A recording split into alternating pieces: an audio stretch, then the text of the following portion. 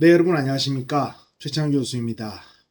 오늘은 기본권에 관한 내용 중에서 기본권의 제한에 대해서 설명드리도록 하겠습니다. 우리나라 헌법, 현행 헌법 87년 헌법이죠. 그것은 헌법 10조부터 37조까지 국민의 제2장 국민의 권리와 의무라고 해서 헌법 제10조에는 인간의 존엄 에 관해서 규정하고 있고 11조에는 평등의 원칙, 12조에는 신체의 자유 이렇게 해서 37조까지 국민의 권리에 대해서 자유와 권리에 대해서 규정하고 있습니다. 그리고 38조 납세의 의무, 39조 국방의 의무 이렇게 규정하고 있습니다. 그래서 2장에 헌법 전 제2장 국민의 권리와 의무라는 장에서 국민의 기본권 에 관해서 규정하고 있습니다. 가장 기본적인 내용은 헌법 10조에 있는 인간의 존엄 가치, 행복 주권 이런 것이 근본 유언이다. 이렇게 해석할 수 있고 기본권을 제한하는 경우에는 어떻게 해야 되는가? 그렇죠? 기본권을 제한하는 경우는 어떻게 되는가? 이게 쟁점이 되는데 헌법 37조 제2항 한번 읽어보겠습니다. 1항 먼저 읽어볼까요? 헌법 37조 제1항 국민의 자유와 권리는 헌법에 열거되지 아니한 이유로 경시되지 아니한다. 열거되지 아니한 기본권도 보장된다는 그 원칙을 선언하고 있습니다. 37조 제2항 국민의 모든 자유와 권리는 국가안전보장, 질서유지 또는 공공복리를 위하여 필요한 경우에 한하여 법률로서 제한할 수 있으며 제한하는 경우에도 자유와 권리의 본질적인 내용을 침해할 수 없다. 이렇게 규정하고 있습니다. 이와 같은 그 헌법 제37조 제2항의 내용은 통상 강학상 기본권의 제한과 한계라는 명칭으로 불리고 있는데 이 내용은 논술형 고사에 있어서 법대생에게 시험을 내도 되고 박사과정 문제로 내도 되고 논자시 문제로 내도 되고 그 동일한 문제를 낸다 하더라도 그 공부의 깊이에 따라서 답안의 내용이 현격하게 차이가 나는 내용이기 때문에 아주 중요한 부분이다. 이렇게 보시면 되겠습니다. 그래서 기본권이라고 하는 것이 인권이라는 개념이 헌법적 질서 속에 들어온 것을 기본권이라고 한다. 우리나라는 헌법에서 기본권이라는 용어를 사용하고 있지는 않지만 헌법재판소법 제68조 제1항에 기본권이라는 용어를 사용하고 있다. 이렇게 이해를 하시면 될 것 같고 기본권이라는 것이 이제 뭐 최대한 보장되어야 되겠죠. 최대한 보장되어야 되는 것인데 그렇다고 해서 자기의 권리가 최대한 보장된다고 한다면 타인의 권리가 침해될 수 있지 않겠습니까? 그래서 헌법이 요구하는 어떤 요건, 네, 조건에 따라서는 제한이 될 수 있다. 그렇지만 이 본질적인 내용을 침해할 수 있는 것은 아니겠죠. 그래서 기본권 제한은 어떠한 유형으로 하느냐라고 하는 경우에 헌법 자체에서 그 헌법 내용, 기본권을 제한하는 그 내용을 규정하는 경우 헌법 유보에 의한 제한이다라고 하는 것이죠. 그렇지 않고서는 또 헌법에 있지 않다 하더라도 그 개별적으로 그러니까 일반적인 조항으로 일반적인 요구를 하느냐 아니면 개별적인 조항으로 요구하느냐 뭐 그렇게 나누는데 그러니까 헌법 자체에서 기본권을 제한하는 경우가 일반적 유보조항 우리나라 37조 2항과 같이 일반 유보조항으로 있느냐 아니면은 개별적으로 있느냐라고 보면은 우리나라 21조 사항을 한번 볼까요? 헌법 21조 사항을 보면 언론 출판의 자유를 언론 출판은 타인의 명예나 권리 또는 공중 도덕이나 사회 윤리를 침해하여서는 아니 된다. 언론 출판이 타인의 명예나 권리를 침해한 때에는 피해자는 이에 대한 피해의 배상을 청구할 수 있다. 이렇게 되고요. 언론 출판에 관해서는 이렇게 21조 4항에 그렇게 규정하고 있고 재산권에 관한 23조에 보면 23조 제3항에 공공 필요에 의한 재산권의 수용, 사용 또는 제한 및 그에 대한 보상은 법률로서 하되 정당한 보상을 지급하여야 한다. 재산권 제한에 관한 23조 제3항은 정당한 보상을 하도록 이렇게 규정하고 있고, 그다음에 국가배상과 관련해서 29조 제2항은 참 문제가 있는 조항인데, 군인, 공무원, 경찰, 공무원, 기타 법률이 정하는 자가 전투, 훈련 등 직무 집행과 관련하여 받은 손해에 대하여는 법률이 정하는 보상 외에 국가 또는 공공단체의 공무원의 직무상 불법 행위로 인한 배상은 청구할 수 없다. 뭐 이렇게 개별적으로 이렇게 유보하는 그런 규정을 우리나라 헌법은 정하고 있는 경우가 몇 군데 있습니다. 제가 누차 말씀드렸지만 헌법 제29조 제2항 국가배상을 제한하는 이 규정은 국가배상법을 위헌으로 하면서 들어온 것으로서 헌법에 규정되어 있어서 헌법재판소가 위헌을 선고할 수도 없고 한데, 이 규정은 헌법 개정이 되는 경우에는 이제 삭제되어야 되는 것이 아닌가 하는 그런 생각을 저는 가지고 있습니다. 그래서 기본권을 제한하는 경우에 헌법에 직접적으로 규정이 있어서 헌법 유보에 의한 방법으로 제한하는 경우도 있고, 그 다음에 법률 유보에 의한 제한이 있다라고 해서 일반적 법률 유보와 개별적 법률 유보가 있다, 이렇게 해서 일반적 법률 유보는 가장 중요한 37조, 지금 강의하는 37조 지향 국민의 모든 자유와 권리는 국가안전보장 질서 유지 또는 공공복리를 위하여 필요한 경우에 한하여 법률로서 제한할 수 있으며, 제한하는 경우에도 자유 권리의 본질적인 내용을 침해할 수 없다라고 하는 이 규정, 이 일반적 법률 유보에 의한 제한이다, 이렇게 보시면 되겠습니다. 그래서 또 한편으로는 내재적 한계가 있는 거 아니냐, 뭐 이런 논리를 많이 이야기를 많이 합니다. 그래서 뭐 양심의 자유에 있어서의 양심이라, 내심에 있어서의 양심, 그 종교의 자유에 있어서의 신앙, 뭐 이런 것들을 뭐 어떻게 제한할 수 있겠습니까? 내심에 있는 건데 드러내지 않으면 알 수가 없는 것이고, 그래서 뭐 헌재에서 간통죄 사건에 관해서 뭐 성적 자기결정권 뭐 이런 것에 대해서 기본권의 내재적 한계가 있는 것이 아니냐라는 그런 설시를 하기도 하였지만, 그죠? 설시를 하기도 하였지만, 제가 보기로는 이 내재적 한계라는 이론은 독일 기본권에, 독일 기본법에 개별적 법률 유보를 그러니까 독일 기본법에는 우리나라 30조 2항과 같은 규정이 없고, 개별적인 규정에 따라서 개별적인 헌법 규정에 개별적인 법률 유보가 있습니다. 그러니까 그런 개별적인 법률 유보가 없는 경우에 어떤 기본권을 제한할 수 있느냐 없느냐, 한계를 없느냐 마느냐, 이런 논의가 있어서 그렇다면 기본권에는 내재적 한계가 있다라는 그런 독일에서의 이론을 우리나라에 차용해 온 것이죠. 그래서 규정이 없을 때 권리에 기본권에 내재적 한계가 있다, 이런 논리가 있는데,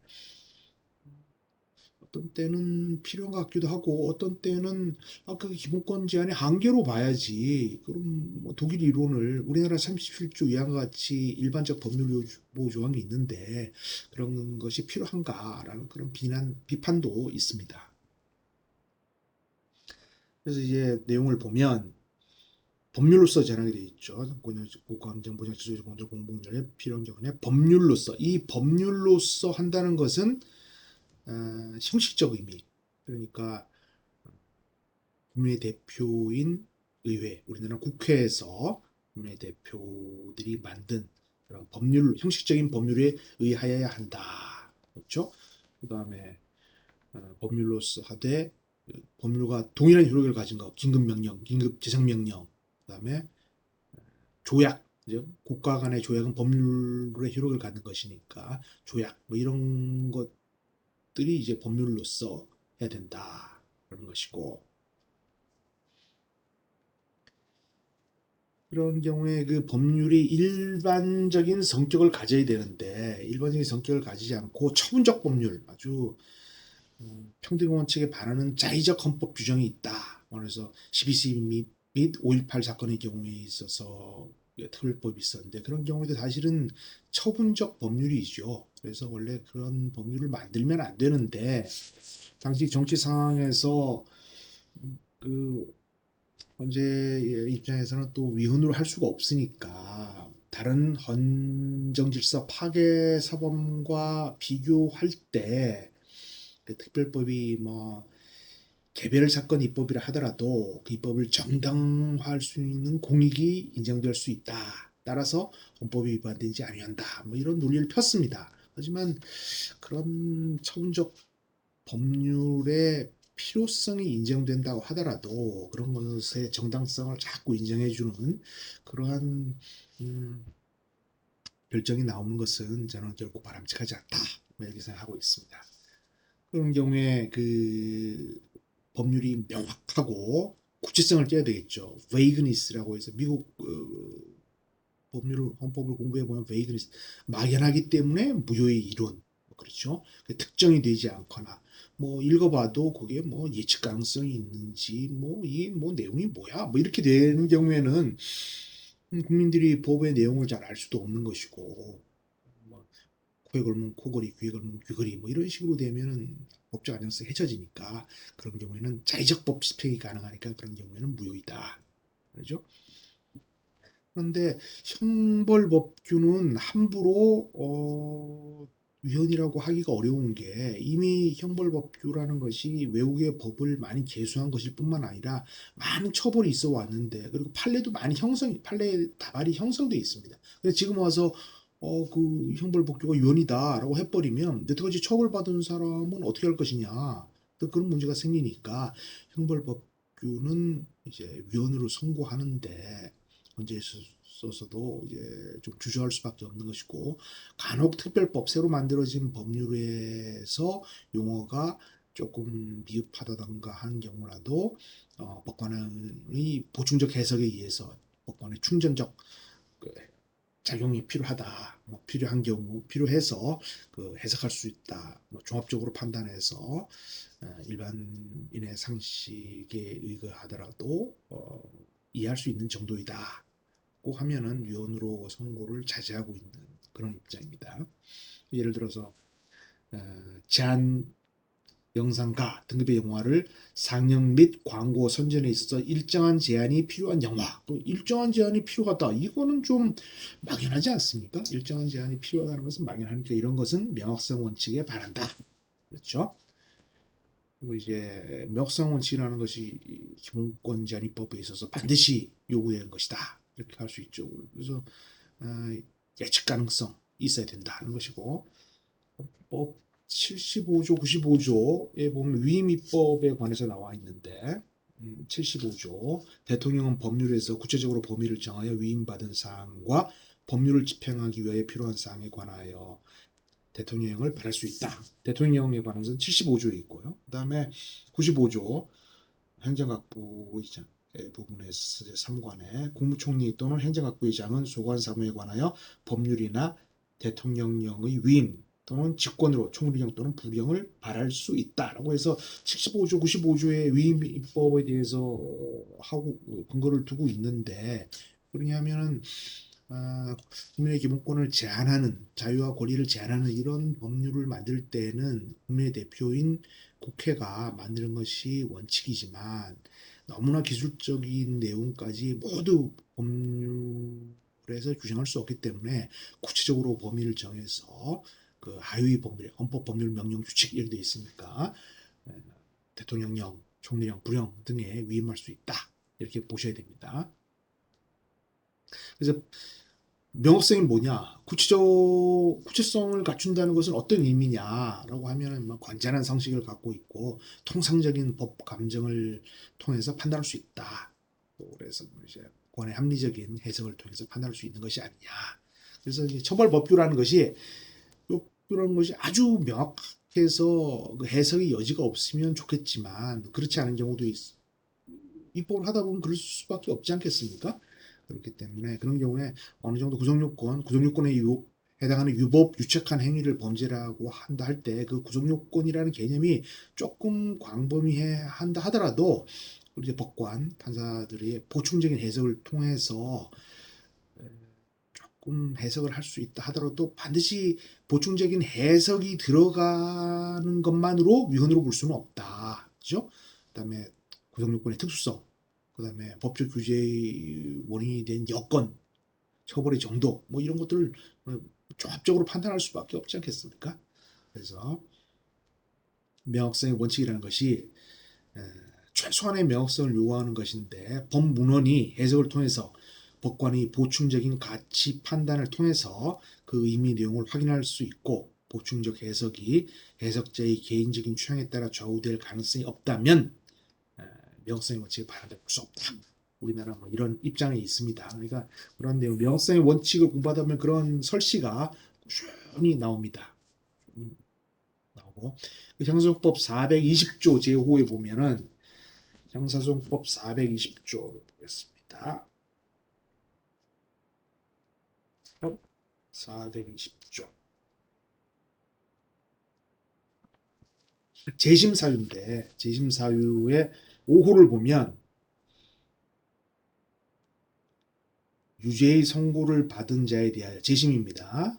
무죄 또는 면소를 형의 선고를 받은 자에 대하여 형의 면제 또는 원판결이 인정한 죄보다 경한 죄를 인정할 명백한 증거가 이런 것을 인정할 명백한 증거가 새로 발견되었다.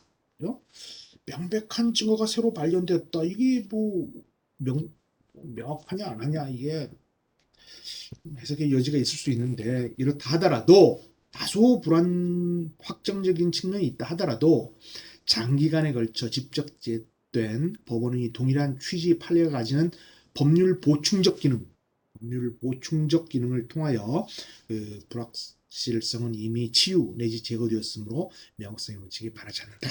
뭐 이런 입장을 현재는 가지고 있습니다. 그렇죠? 또 형벌복도라는 것이 이제 소급 입법 돼서는 안 되는 것이고 신뢰보호 원칙도 지켜야 되는 것이고 입법 절차도 준수해야 되는 것이고 그죠? 포괄적 위임 아까 말씀드린 75조, 95조에 있어서 포괄적 위임 입법은 원칙적으로 금지된다. 그런데 국민의 권리 의무와 관계없는 행정규칙은 어떠냐? 행정규칙은 그 행정부 내부의 의사 표시에 불과한 것이고 국민의 권리 의무에 관한 사항을 규정할 수 없는 것이죠. 행정부 내부의 업무 처리 절차 이런 것이 많은데 그렇다 하더라도 행정규칙이 상위 규범과 결합해서 대외적 구속력을 가지는 경우가 있습니다. 그러면은 법률 보충적 행정규칙은 기본권을 제한할 수 있죠. 그런 면이 있으면 또 법재판소에 단순히 행정규칙이라고 해서 각하되는 것이 아니라 심판의 대상이 될 수 있다. 이렇게 볼 것입니다. 그리고 기본권 제한을 하는 목적은 국가안전보장 질서 유지 또는 공공복리다. 국가안전보장이란 무엇이냐?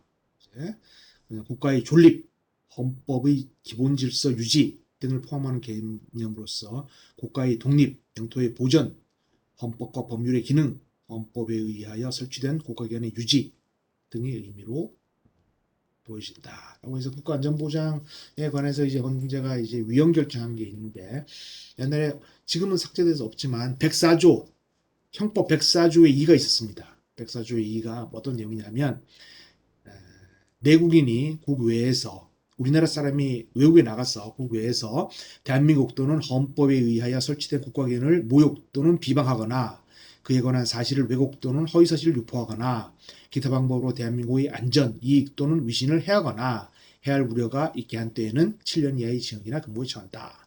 이 항은 내국인이 외국인이나 외국 단체 등을 이용하여 국내에서 전항의 행위를 한 때에도 전항과 같다라고 해서 국내 정치인들이 외국에 가서 대한민국을 비판하거나 정부를 비판하는 경우에 처벌하는 규정이 있었는데 그것이 과잉금지 원칙에 위배된다.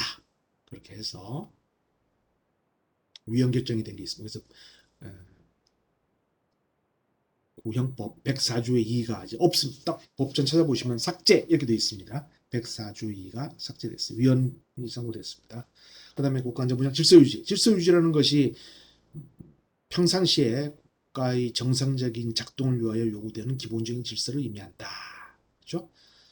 국가안전보장 질서유지 또는 공공복리. 근데 유신헌법 전에는 국가안전보장이 없었는데 유신헌법 72년 헌법에서 국가안전보장이 들어왔습니다. 그래서 이 원래는 질서유지라는 개념 안에 국가안전보장이 들어가 있었는데 국가안전보장, 질서유지, 공공복리가 따로 규정되어 있으니까 이 질서유지에는 국가안전보장이라는 것은 빠진다. 이렇게 해석을 하는 것이고 공공복리, 이 들어보면 아주 다의적인 개념 아니겠습니까? 이 불확정적인 개념이기 때문에 공공복리를 위해서 제한한다. 그럼 이거 참 개인의 기본권을 공공복리를 위해서 제한한다. 그럼 공공복리라는 것이 여러 가지 의미로 해석될 수 있기 때문에 특별히 이 공공복리라는 이런 개념을 사용할 때는 조금 조심해야 되겠죠. 그래서 개인주의적 사고를 가지고 있거나 또는 상반되게 전체주의적인 사고를 갖고 있는 다른 측면, 다른 가치관에 입각해서 볼 때는 공공복리라는 것이 이게 아주 애매한 조항이 아닐 수 없죠.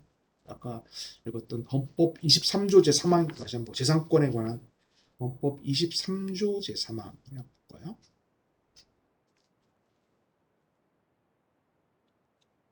헌법 23조 제3항은 공공복리가 나오죠. 이게 공공복리가 헌법 37조 제2항에도 공공복리가 나오고 그 다음에 헌법 23조 재산권에 관한 공공필요 이렇게 돼 있네. 공공필요로 돼 있습니다. 공공복리에서 요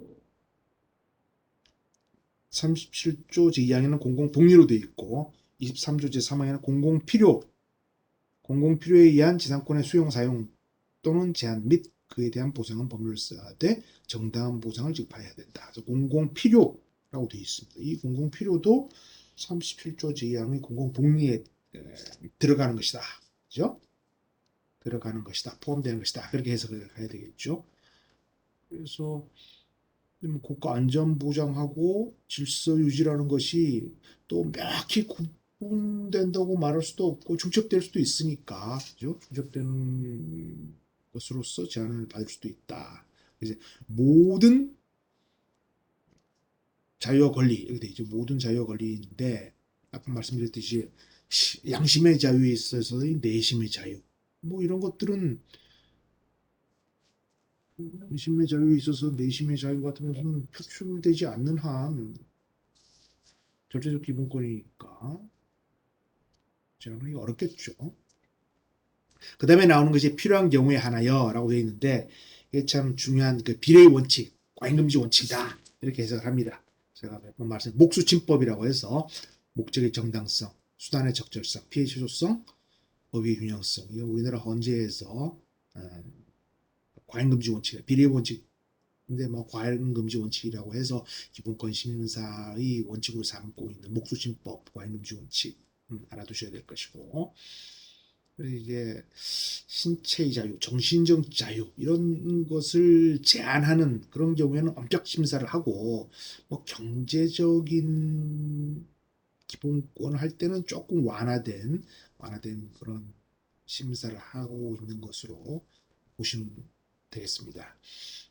말씀드린 적이 있는데 간통죄 위헌 결정이 난 3번 합헌 났다가 4번째 위헌이 났는데 배우자 있는 자의 간통 행위 또 그와의 상간 행위를 2년 이하의 징역에 처하도록 하고 벌금도 없고 그래서 징역만 처하도록 하는 것은 과잉금지 원칙에 위하여 국민의 성적 자기결정권, 사생활의 비밀과 자유를 침해한다.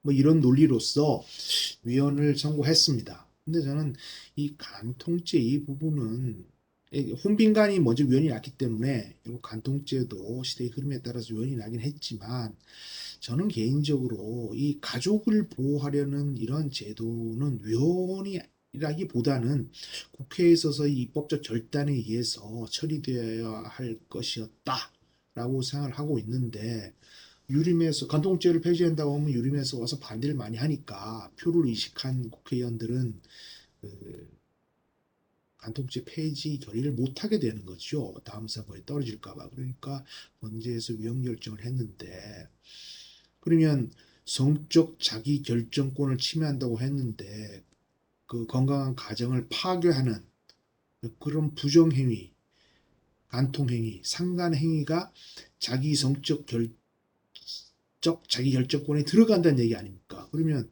그렇다면 자기의 성적 자기 결정권의 범위 안에 간통행위가 포함된다면 그러면 매춘을 하는 것은 왜 처벌하느냐? 그런 논리에 대해서도 명확하게 대답을 하기 어렵게 되는 그런 면이 있습니다. 그래서 저는 이건 위헌의 문제라기보다는 입법 정책의 문제로 해야 되지 않겠는가 하는 그런 생각을 지금 가지고 있습니다. 그리고 헌법 불합치 판례한 것 중에 그 결정을 한 것 중에 외국에서 형의 전부 또는 일부의 집행을 받은 자에 대하여 형을 감경 또는 면제할 수 있도록 그렇게 이전에 형법 제7조는 그렇게 규정해 놨습니다. 형법 7조에 그렇게 규정을 해 놨는데 그렇게 되니까 감경 또는 면제할 수 있다라고 이렇게 해 놓으니까 그러면 감경 또는 면제 안 할 수도 있는 거 아니겠습니까? 형을 감경 또는 면제할 수 있도록 규정해 놓으니까 그러면 외국에서 형 다 살고 왔는데 우리나라에서 그거 하나도 인정 안 해줘 라고 우리나라에서 다시 형을 다시 살아라 라고 하면 나는 외국에서 다 형 집행했는데요? 그렇게 될 수가 있으니까 그것이 신체의 자유를 침해한다라고 해서 그다음에 바뀌었습니다. 그 형법 7조가 죄를 지어 외국에서 형의 전부 또는 일부가 집행된 사람에 대해서는 그 집행된 형의 전부 또는 일부를 선고하는 형에 산입한다. 2016년 12월 20일 날 개정이 됐습니다. 그래서 이제는 외국에서 형을 살고 오면 그것을 필요적으로 산입하는 그런 제도가 운영되고 있다. 이렇게 하시면 될 것이고 과잉금지 원칙의 내용이라는 것은 이제 목적의 정당성, 수단의 적절성, 피해 최소성, 법의 균형성인데 법을 만드는 사람이 뭐 바보가 아닌 이상 목적의 정당성이 인정되지 않는 법을 만들기는 어렵겠죠. 근데 우리나라 헌재에서 몇 번 동성동은 금혼, 동성동본인 경우에 혼인을 금지한 그 법이 사회 질서나 공공복리에 해당될 수 없다는 점에서 헌법에 위배된다라고 해서 민법에 관한 규정도 몇 개, 마정성이라든가 뭐 몇 개, 네 개인가밖에 없는데 동성동본 금혼에 관한 이 규정을 목적의 정당성을 위배된다 이렇게 했고 혼빈간 혼인을 빙자하여 은행의 상속 없는 분야를 기망하여 간음한 자 그 부분도 목적의 정당성이 인정되지 않는다. 뭐 이렇게 판단한 바 있습니다. 수단의 적절성, 맨 처음에 목적의 정당성, 수단의 적절성. 근데 그 수단이라는 것이 목적을 달성함에 있어서 필요하고 효과적이어야 되고 상대방에게는 최소한의 피해를 줄 때 한해서 그 국가적인 정당성을 가지게 되고 상대방은 피해를 감수할 수 있지 않겠습니까? 피해가 뭐 공공복리를 위한 조그만 공공복리를 위해서 상대방에게 너무나 큰 피해를 감수하라고 하면 공동체를 유지하는 것이 적절하지 않겠죠. 그래서 피해가 최소화될 때, 그래서 공무원 연금법에 공무원의 신분이나 직무상 의무와 관련이 없는 범죄, 전혀 관련이 없는 범죄도 퇴직급여를 제한하는 것은 재산권 제한에 있어서 방법 적절성을 위반한다. 뭐 이런 결정이 있습니다. 그러니까 공무원이 어떤 범죄를 저질렀을 때 연금이 제한되는데 공무원 직무와 신분과 아무런 관계없이 다른 범죄를 저질렀을 때도 연금이 제한되는 것은 적절하지 않다. 그런 것이고요. 침해 최소성, 피해 최소성이라고 하는 것이죠. 이제 입법자는 이제 공익 실현을 위하여 기본권을 제한하는 경우에도 입법 목적을 실현하기 적합한 여러 수단 중에서 되도록 가능하다면 국민의 기본권을 가장 존중하고 기본권을 최소로 침해하는 수단을 써야 된다는 거죠. 기본권을 제한하는 수단이 여러 개 있을 때는 가장 적게 기본권을 제한하는 수단을 사용해야 된다라고 해서 어떤 행위가 있을 때 뭐 개별성과 특수성을 완전히 배제하는 이제 필요적으로 어떤 걸 금지를 한다, 뭐 제한을 한다 이런 경우에는 유연이 되는 그런 경우에 많고, 그다음에 사회 경제적인 경우에 있어서는 그런 사회 경제 기법에 있어서는 조금 광범위한 입법 형성을, 또 헌재와 그 국회와의 갈등이 생길 수밖에 없는 헌법재판이라는 제도가 있으면 국민의 대표인 의회에서 법률을 만들었는데 뭐 정당성이 없다 있다 뭐 다퉈지긴 하지만, 헌재가 사법관들이 국민의 대표가 만든 법률을 자꾸 위헌으로 선고하면 국회 입장에서는 기분이 안 좋겠죠. 그래서 이제 사회 경제적인 그런 자유권적인 기본권에 있어서는 조금 제한을 하더라도 엄하게 심사를 하고, 헌재에서 사회 경제적인 제한을 한다, 재산권에 관한 뭐 규제가 있다고 하면 그런 것에 대해서는 헌재가 국회의 광범위한 입법 형사권이 있다 이렇게 봐주는 그런 입장에 있습니다. 이런 건 뭐 결정이 너무 많아서, PHS 같은 경우는 결정이 너무 많아서 몇 개만 읽어도 시간이 많이 갈 테니까.